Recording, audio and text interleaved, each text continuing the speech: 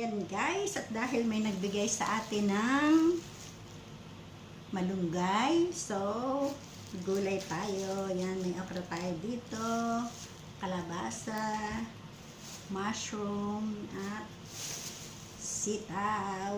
Yan, i-prepare lang natin to and then ating gulayin. Yan guys, magpakulo tayo ng hugas bigas ang ginamit ko para sa ating gulay. So, lagay muna natin ang ating luya at saka bawang. Yan. Hayaan lang natin siyang kumulo para ilagay natin ang ating mga sangkap pangba. Yan guys, kumukulo ng ating hugas bigas. So, ilagay natin ang ating niwang kalabasa. Maganda siya guys. Oops. Pakita natin at few minutes, lagyan natin ating sitaw. Oh. And guys, lagay natin ang ating sitaw. Lagay natin ang ating sitaw. Saka ang ating mushroom. Yan. Yan lang natin kumulo dyan ng mga 3 minutes. 3 minutes pa more. Papaluin natin dyan. And guys, lagay na natin ang ating okra. Yan. Wow. Timplahan na din natin ang asin. Yan. Yes.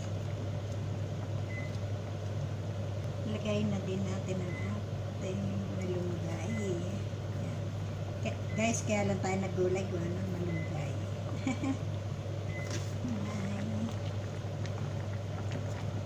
Tikman natin guys.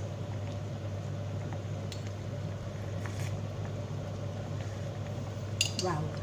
Ang sarap.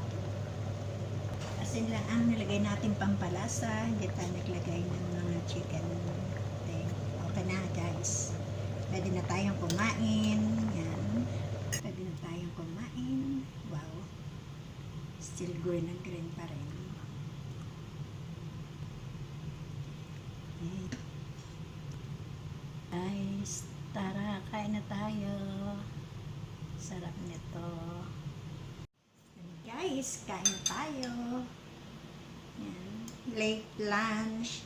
Pali ano na, mag 3 o'clock na ng hapon.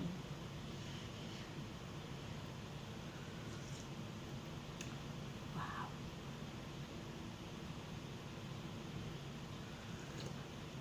Sarap. Maano dito yung ano niya, sabaw. Sarap. Yan, ganito ang ginagawa ko kasi sinasabawan kong aking kanin.